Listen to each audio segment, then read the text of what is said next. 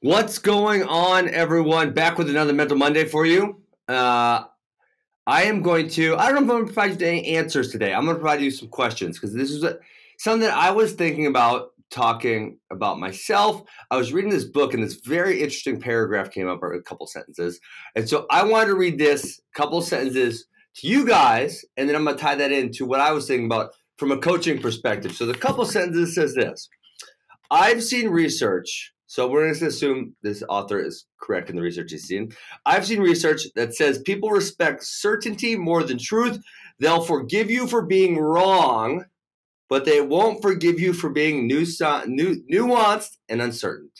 So let me read that one more time. I've seen research that says people respect certainty more than truth, and they'll forgive you for being wrong, but they won't forgive you for being nuanced and uncertain. And this was not a coaching book, obviously, and I think people appreciate other people take a stance, but from a coaching perspective, and one of the things I was thinking about, and I didn't really know how to put this into a Mental Monday, and so it's funny that this chapter came up. But one of the things I wanted to put into a Mental Monday more recently was that sometimes when you get to higher levels of coaching, right, these kids get really good. And what you're seeing, maybe it's let's pick leg ride defense because that's something we've been working on this fall and winter with a few kids. Is that, listen, you can show them. I can show you technique A, B, C, D, E, F, G, right? I can show you all of these techniques. But essentially, in the moment, there's so many little nuanced movements, and you have to get down there and you have to feel it out, right? That's the only way against a good leg rider. I'm not talking about against a bad leg rider. I'm talking about low. We're talking high-level guys right now. The only way you're going to know how to get there is to react, because not only is it about technique, which obviously we're talking about, it's also about taking those actions in real time. It's one of the things I love most about the sport of wrestling. It's not just the knowledge, the technique. It's not just having it. It's being able to apply it in a real life situation where another person is trying to get you to do something that you don't want to do, right? And so when you're in this leg ride situation, that's just one example, obviously. If you're sitting and sliding, but they got their legs crossed, well, you're trying correct technique. You're just not doing it the right way because they have a different look on you. If you're sitting and sliding, you attack the hand into the second leg, and obviously you have to attack the second leg. And if you don't attack it fast enough, then they're going to get you flat, and then there's nothing you can do about it.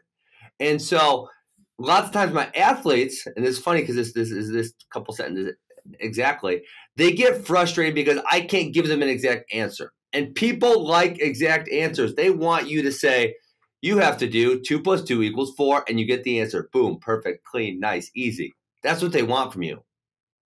But that's not how wrestling works. It's really not how life works either. It's definitely not how wrestling works. I can tell you that for a fact. And so sometimes athletes, they struggle, especially when they're little kids. I think it is important to give them directives. Do this, do this, do this, do this, do this. Because they have no idea what they're doing. But once they start getting that middle school range, I start giving them a little bit of leeway, like, hey, we're going to do this. Here's your 3 options. I want you to pick which one's best for you. By the time they get to be kind of a better high school wrestler, now I'm like, hey, man, here's all the options. I'm gonna give you the options of what can happen in the situation, but you have to figure it out. I can't figure it out. Because the other thing is, as a coach, in most of those situations, if I'm yelling, it probably should have already been done. And it's probably already too late to get it done. And so as a coach, it's like your athlete literally has to know how to execute in real time out there, because by the time you yelled it, this isn't everything, right? Maybe you see something they're making a mistake on and they go out of bounds and you yell, hey, buddy, do this, not that. And it works, right? But in real life, if we're in a leg ride defense situation, if we're in finishing a shot and there's a scramble happening, that athlete has to be making those decisions in real time to be really, really effective. And so I guess kind of the other thing that this comes from is that I always hated when a coach said, when I was growing up, I always hated a coach, do this because I'm the coach. Couldn't stand it. Drove me crazy because I always wanted to know why. And that was probably one of the things that drove me to figure out scrambling so deep, because I was like, why does this work? Why does this work? And I keep asking these questions, and and a lot of times there is some uncertainty. So then you explore all the options and you figure it out. So I don't know if I gave you any answers today. And maybe I just want to get you thinking, right? Because I'm thinking about this. Would it be better for me to tell these high-level kids, do this, this, and this, even though that's not the truth? That's a certain answer, but it's not the truth. And so that's kind of what we do with the little kids, right? The little kids, they can't handle the whole truth, because the whole truth is this big, long story. And you have to understand deeply understand wrestling. It's the same reason why we do our Funky Fresh Camp is invite only, because I can't explain to you number 1 through 10. I just want to start on number 11 and then get rolling. And you have to inherently understand 1 through 10. And if you don't do that, then we can't even start on 11, right? And so these little kids, most of the time, we don't give them the whole truth. We give them a lot of certainty. But with the older kids, I think it's so important to give them a little bit of uncertainty so they start figuring stuff out for themselves and taking it upon themselves. But what the research is saying is I'm wrong. So take that for what it's worth. Apparently research says that people, they like certainty more than they like truth, which is kind of scary if we think about it. People listen to everything they hear on the news or something rather than exploring for themselves. That's kind of scary, a little bit scary.